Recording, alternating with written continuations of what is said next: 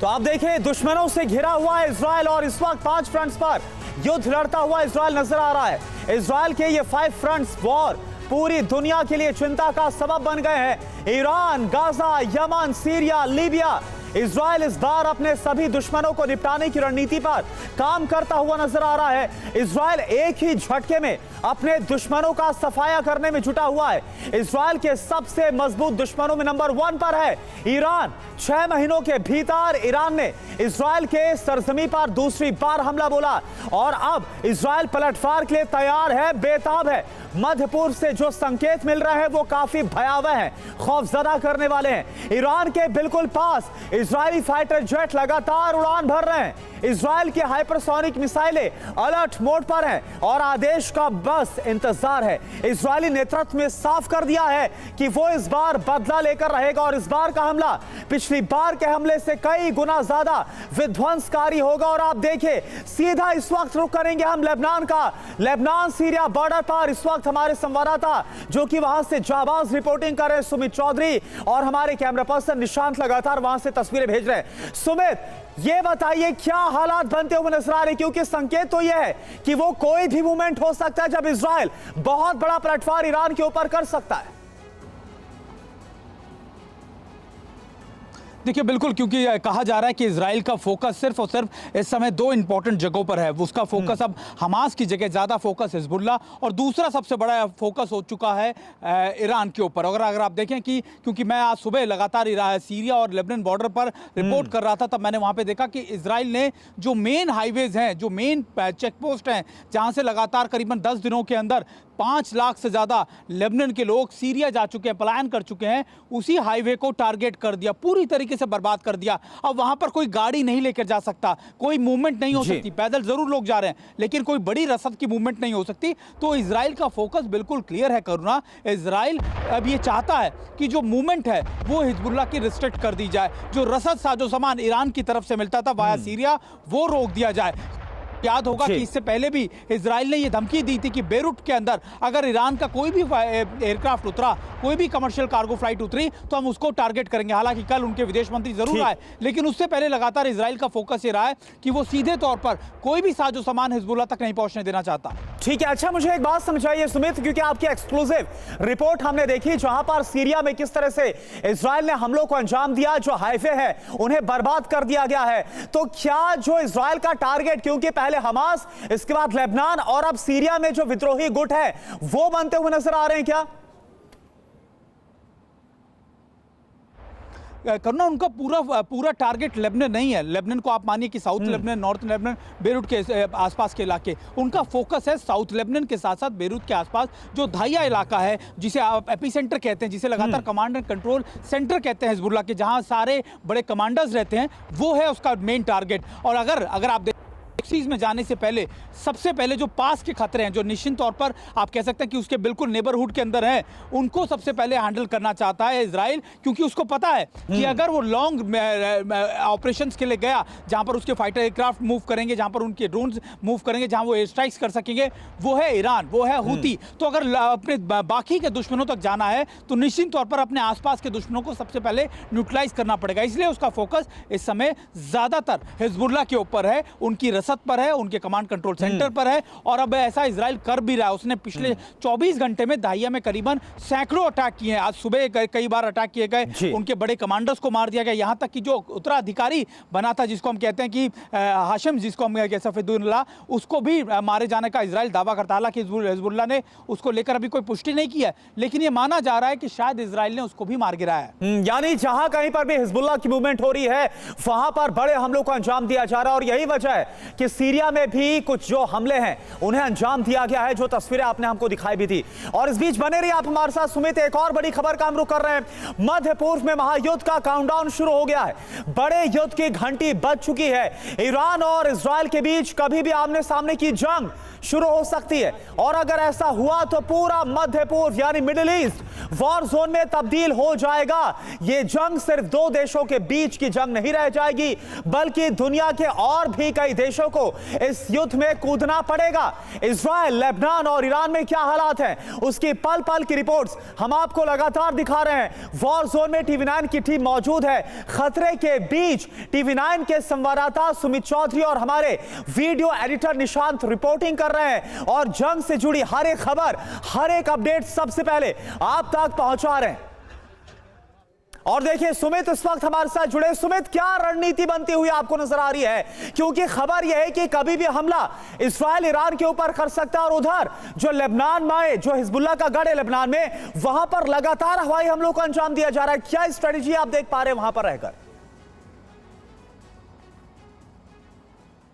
देखिए, एक बात तो तय है, इस समय सबसे ज़्यादा प्रेशर में इस समय ईरान है। ईरान इसलिए ज़्यादा प्रेशर में क्योंकि उसके प्रॉक्सीज लगातार मारे गए हैं। हिजबुल्लाह के अंदर मैं आपको बताऊं कि जब हम घूमते हैं, हालांकि हिजबुल्लाह का अभी भी स्ट्रांग होल्ड है कई लोकेशंस के ऊपर। लगातार उनके जो आप कह सकते हैं ग्राउंड फाइटर्स हैं, वो अभी भी कई जगहों पर लगातार बढ़त बनाए हुए। लेकिन एक जो मोरल बूस्टर होता है, एक जो आप कह सकते हैं कि जो उनका अपना जो इम्पैक्ट होता है, जो उनका रसूख होता है, वो इन इलाकों में कम होता जा रहा है। और उसके पीछे की वजह है ईरान लगातार एक तरीके से बैकफुट पर है। ईरान अभी अटैक नहीं कर रहा है। ईरान ये मानता है कि अभी देखिए, अगर उसने इजराइल पर सीधे तौर पर अटैक किया तो निश्चित तौर पर उसके इकोनॉमिक जो सैंक्शंस है मजबूत हो जाएंगे, उसका न्यूक्लियर प्रोग्राम कहीं ना कहीं गड़बड़ा जाएगा। ईरान इसलिए बहुत ज़्यादा वे के अंदर बहुत गंभीरता से, बहुत क्लियरफुली स्टेप इन कर रहा है। लेकिन अब इंपॉर्टेंट ये है कि ये जितना टाइम निकलता जाएगा, इजराइल के ऑपरेशंस उतने ज़्यादा हिजबुल्लाह के खिलाफ इंटेंसिफाई होते जाएंगे और हिजबुल्लाह लगातार उसमें वीक होता जाएगा, उसकी पकड़ यहाँ मजबूत वीक होती जाएगी। और यही इजराइल चाहता है कि वो इस समय इस पूरे ऑपरेशन को ज़्यादा वक्त ना दे और कम से कम दहिया को तो ऐसा ही कर दे जैसा उसने गाजा के अंदर किया है। बिल्कुल, और यही जो स्ट्रेटजी है वो साफ तौर पर नजर आ रही कि पहले जो ईरान के तमाम प्रॉक्सीज है उनका खात्मा किया जाए और इसी कड़ी में लगातार पहले हमास और अब हिजबुल्लाह का खात्मा करता हुआ इजराइल नजर आ रहा है। बहुत बहुत शुक्रिया अभी के लिए आपका सुमित, इस पूरी जानकारी के लिए। और इधर देखिए एक और बड़ी खबर, इजराइल पर ईरानी हमले का एक और लेटेस्ट वीडियो आपको दिखाते हैं। ईरान ने जारी की है नई तस्वीर, 200 मिसाइलों के दागने का ये वीडियो आप देखिए। तो ये देखिए तस्वीर इस वक्त आपको हम दिखा रहे हैं। इजराइल पर जो ईरान ने हमला किया 1 अक्टूबर को, आपको याद होगा, जिस हमले को अंजाम दिया गया अभी तक का सबसे बड़ा यह हमला जो इजराइल के ऊपर किया गया। ईरान ने एक और नई तस्वीर को, इस अटैक की नई तस्वीर को जारी किया, जिससे आप देख पा रहे हैं 200 बैलिस्टिक मिसाइल के जरिए इस हमले को अंजाम दिया गया था। और इसके बाद से ही इजराइल ईरान से बदला लेगा यह कहा जा रहा। और इजराइल की जो सुरक्षा कैबिनेट ने उसने ईरान के ऊपर हमले पर रजामंदी दे भी दी है।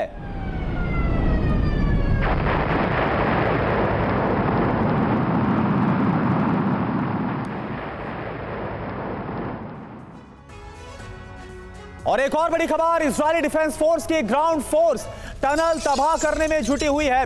हिजबुल्लाह की टनल का पता लगाया जा रहा है। लेबनान में हिजबुल्लाह की कई किलोमीटर लंबी टनल है।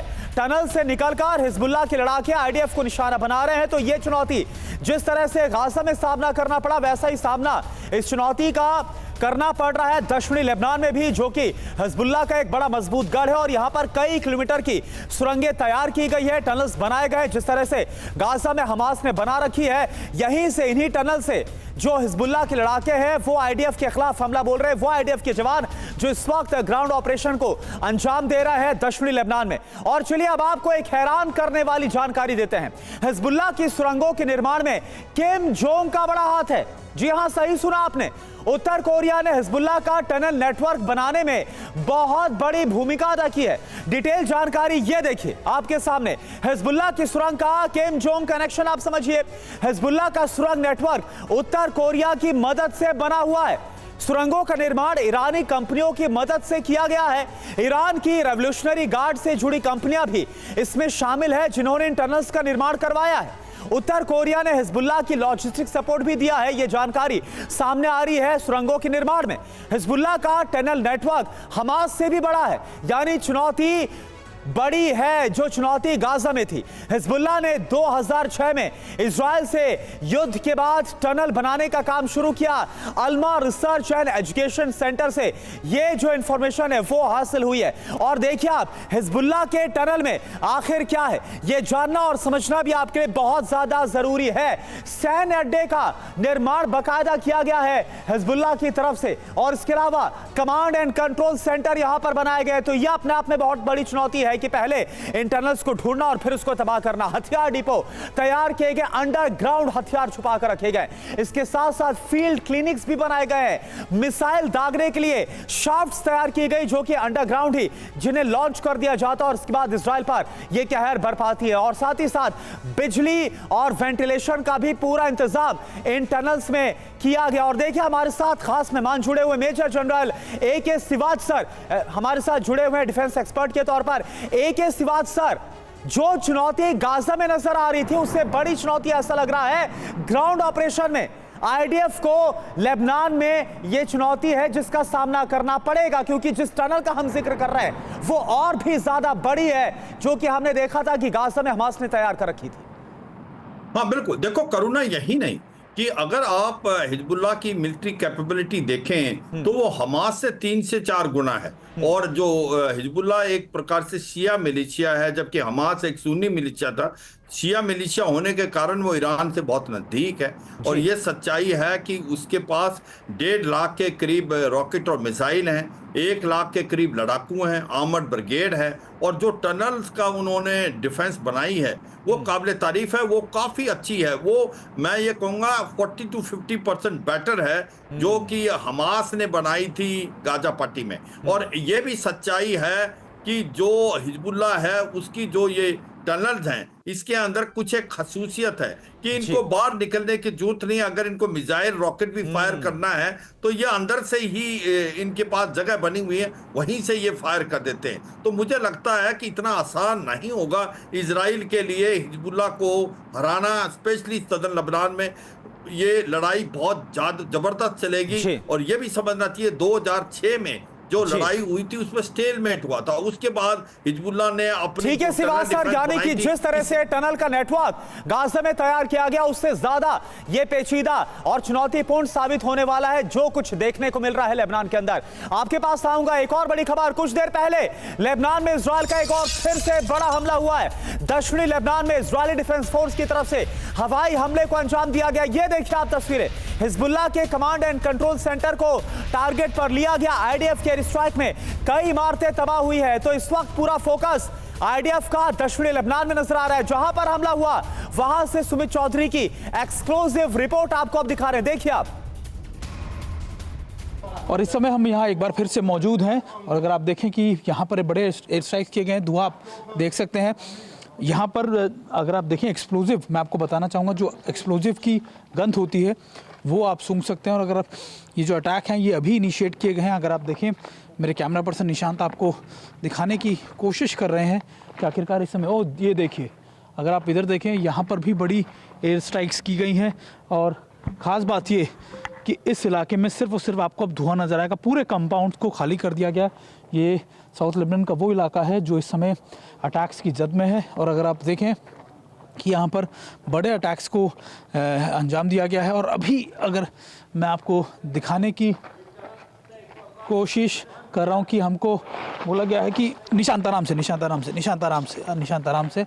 और इस जगह पर क्योंकि थोड़ा सा ख़तरा भी है और हमको बहुत ध्यान रख के यहाँ से मूवमेंट करने के लिए कहा गया है। चलिए, क्योंकि हमारे पास सिर्फ कुछ मिनट होते हैं जब हम आपको ये रिपोर्ट दिखाते हैं, क्योंकि कुछ ही मिनटों में हमें यहाँ से लगातार मूव करना होता है। ऐसा नहीं है कि हम यहाँ पर बहुत ज़्यादा देर तक रह सकते हैं। अगर आप देखें कि ये बड़े अटैक्स को इनिशिएट किया गया है, ये पूरा इलाका वो है जो निशांत आराम से, पहले आप खड़े हो जाइए आप, ये पूरा इलाका वो है जहाँ पर बड़े आप कह सकते हैं कि हिजबुल्लाह के गढ़ में अटैक किए जा रहे हैं। और ये पूरे इलाकों के अंदर अगर आप देखें आपको धुएं का गुबार नज़र आ जाएगा। उधर देखिए आप, उधर बिल्डिंगों पर अटैक किया गया, फिर इधर अटैक किया गया, और ऐसे अटैक और किए जा रहे हैं। पूरी तरह का आपको बर्बादी नज़र आएगी। और पहले मैं आपको एक बार फिर से वो जगह दिखाता हूँ। निशान जरा अगर आप उधर फोकस करें जहाँ से लगातार तुम्हारा मेन टारगेट वही इलाका था और उसी इलाके में ज़्यादा तबाही मची है। ये देखिए धुएं का गुबार है और ख़ास बात यह है कि पिछले कुछ समय से लगातार, चाहे वो आप कह सकते हैं सीरिया और लेबनान के बॉर्डर एरियाज़ हों या फिर आप कह सकते हैं कि जो ख़ास तौर पे जो आउटस्कर्ट्स हैं साउथ लेबनान के, उन पर ये बड़े अटैक किए जा रहे हैं। मैं आपको एक बार फिर दिखाने की कोशिश करता हूँ। आइए इधर भी मैं आपको कुछ कंपाउंड्स है जहाँ पर लेके चलता हूँ निशान, तारों से बचकर, क्योंकि देखिए अभी भी अटैक होने के बाद इन तारों में ये हाई वोल्टेज तार है जिसके अंदर आप कह सकते हैं कि करंट है इस समय। हालांकि मेरी कोशिश यही रहेगी कि मैं आपको इस जगह के चारों तरफ कंपाउंड में भी आपको नज़र आएगा कई जगह धुआं है। यहाँ पर भी एयर स्ट्राइक्स की गई हैं। ये सारे घर खाली हैं, हज़ारों की संख्या में लोग यहाँ रहते होंगे, लेकिन अब ये घर खाली कर दिए गए। निशांत अगर आप इधर से दिखाएं, वो देखिए उधर अगर आप देखें तो उधर भी उसी तरीके के आप देखें उन कंपाउंड्स के अंदर भी एयर स्ट्राइक्स की गई हैं और ज़्यादातर इन सारी जगहों पर इस तरीके के एयर स्ट्राइक्स हैं। चलिए निशांत आइए हम आगे की तरफ और अपने दर्शकों को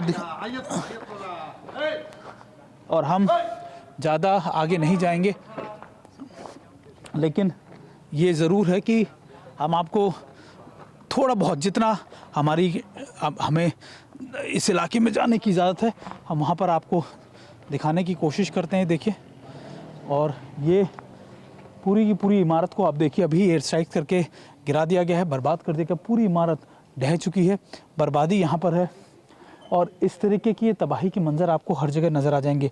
पिछले करीबन 24 से 48 घंटे में बड़ी एयर स्ट्राइक्स करीबन 200 से 300 ऐसी एयर स्ट्राइक्स बताई जाती हैं कि जहाँ पर की गई है। अभी ये इलाकों के अंदर ये आलम है कि सारी तरफ आपको इस तरीके की तबाही आपको नज़र आ जाएगी। और देखिए एक और बड़ी खबर आपको बताएं, इजराइल ईरान के बीच तनाव चरम पर है, लेकिन अमेरिका के दो सबसे बड़े नेताओं की राय बिल्कुल अलग अलग है। इजराइल ईरान के परमाणु और तेल ठिकानों पर हमले की रणनीति बना रहा है, इसकी खबर अमेरिका को भी है। अमेरिका के राष्ट्रपति जो बाइडेन ने इजराइल को सचेत किया गया कि कहा है कि इजराइल ईरान के ऑयल फील्ड्स पर हमला ना करे और पलटवार के लिए दूसरा ऑप्शन यानी विकल्पों पर विचार करे। जबकि पूर्व राष्ट्रपति और रिपब्लिकन पार्टी के राष्ट्रपति पद के इस साल उम्मीदवार डोनाल्ड ट्रंप की अगर बात की जाए तो उन्होंने बहुत ही आक्रामक बयान दिया है। डोनाल्ड ट्रंप ने क्या कहा? डोनाल्ड ट्रंप ने बाइडेन के बयान को नकार दिया और कहा कि इजराइल को ईरान के परमाणु ठिकानों पर जो परमाणु साइट्स हैं वहां पर हमला कर देना चाहिए। बिल्कुल उलट और अलग बयान आ रहे हैं। तो देखिए अमेरिका के राष्ट्रपति ये बोल रहे हैं कि इजराइल को ईरान के ऑयल फील्ड पर हमला नहीं करना चाहिए, जबकि जो राष्ट्रपति की रेस में और जो पूर्व राष्ट्रपति है डोनाल्ड ट्रंप वो ये बोल रहे हैं कि इजराइल को ईरान की न्यूक्लियर फैसिलिटी पर जो साइट्स है वहां पर हमला कर देना चाहिए। लेकिन बेंजामिन नेतन्याहू के मन में क्या चल रहा है ये वो खुद बता सकते हैं, लेकिन संकेत ये साफ मिल रहा है कि इजराइल ईरान की ऑयल फैसिलिटी पर हमला करके उसे सबक सिखाना चाहता है। अब आपको मैप के जरिए दिखाते हैं कि ईरान के ऑयल फील्ड्स आखिर कहां कहां पर है। ईरान के अहम ऑयल फील्ड्स की अगर बात करें, ये आप जरा देखिए, ये इस वक्त आपको जो टीवी स्क्रीन पर नजर आ रहा है ये है ईरान का मैप और कहां कहां पर अगर खर्क टर्मिनल की बात करें, एक दिन में इसमें 28 मिलियन बैरल तेल निकालने की क्षमता है। और इसके साथ साथ अगर हम बात करें स्टार रिफाइनरी की तो यहां पर एक दिन में 4.5 लाख बैरल तेल निकालने की क्षमता है। साथ ही साथ बंदर अब्बास रिफाइनरी जो आप यहां पर देख पा रहे हैं, बंदर अब्बास टर्मिनल है जहां पर हमला हो सकता है और हॉर्मुज की ये खाड़ी आपको यहां पर नजर आ रही है। और साथ ही साथ जो तेहरान रिफाइनरी यहां पर आप देखिए और आबादान रिफाइनरी, ये वो सारी रिफाइनरीज है जो कि इस वक्त बताया जा रहा है कि इजराइल के टारगेट पर है। इसी का खतरा मंडराता हुआ नजर आ रहा है और इसी को लेकर सचेत और आगाह किया है जो बाइडेन ने। तो मैप के जरिए आपको हमने दिखाया कि कहां कहां पर ऑयल रिफाइनरीज है जहां पर संभावित हमले हो सकते हैं और अब आपको इसी मैप के जरिए दिखाते हैं कि ईरान के परमाणु ठिकाने कहां कहां पर है जहां पर हमले का खतरा मंडराता हुआ नजर आया। तो यहां पर आप देखिए नतांज, इसके साथ साथ फोडो, अराक यहां पर और इसके साथ साथ इस्फहान, बुशहर, ये वो तमाम ठिकाने हैं जहां पर जो न्यूक्लियर साइट्स है उनको तैयार किया गया है। साथ ही साथ सागन और याश की बात करें और गाशन की बात करें, ये भी इजराइल के निशाने पर है क्योंकि ये भी काफी ज्यादा इंपॉर्टेंट एस्टैब्लिशमेंट्स है। और इस वक्त हमारे साथ सिवाज सर हैं। सिवाज सर देखिए, अगर इजराइल की बात करें और खासतौर पर बेंजामिन नेतन्याहू की बात करें तो वो पूरी दुनिया को सरप्राइज देने के लिए जाने जाते हैं। जो इससे पहले उन्होंने हमलों का अंजाम दिया। जो बाइडेन कुछ बोल रहे हैं, डोनाल्ड ट्रंप कुछ बोल रहे हैं। क्या लग रहा है कि अमेरिका से जो संदेश आ रहा है उसको मानेंगे क्या बेंजामिन नेतन्याहू, या फिर जो उनके मन में है उसको अंजाम दे देंगे?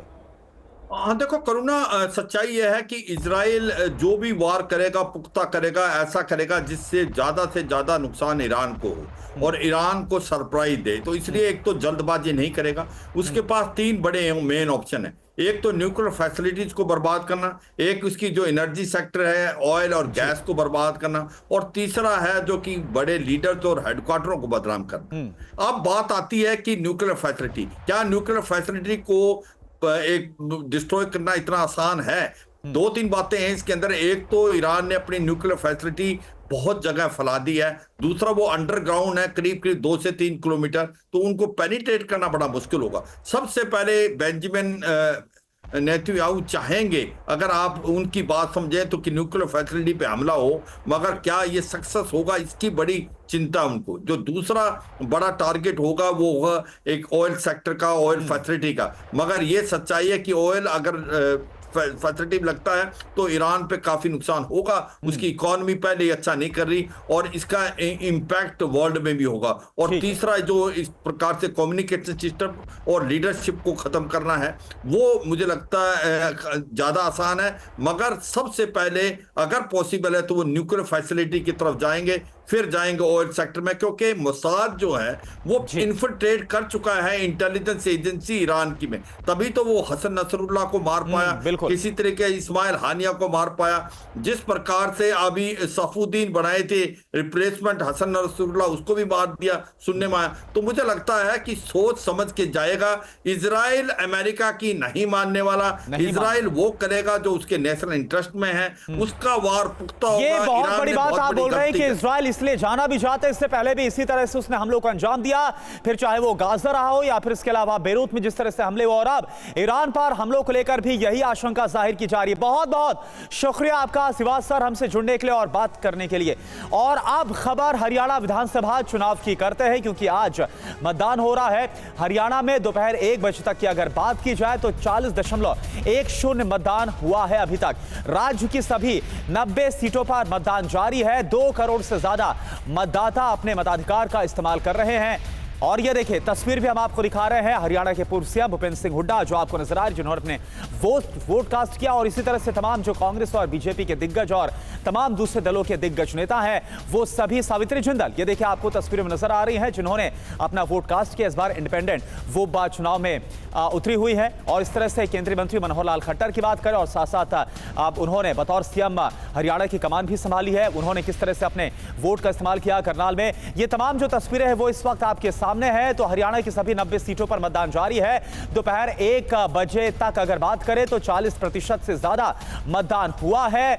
और ये देखिए तस्वीर आपके सामने है हरियाणा के सीएम नायब सिंह सैनी। अब ये देखिए तमाम दिग्गज जो नेता है जो अपना वोट कास्ट करने के लिए पहुंचे हैं, उन सभी की तस्वीर आपको दिखा रहे हैं एक साथ। सीएम नायब सिंह सैनी की बात करें, उन्होंने मतदान किया। पूर्व सीएम भूपेंद्र सिंह हुड्डा, उन्हें आप देख पा रहे हैं। कांग्रेस की सांसद कुमारी सैलजा ने भी वोटिंग की है। सावित्री जिंदल, केंद्रीय मंत्री मनोहर लाल खट्टर ने वोटिंग की है।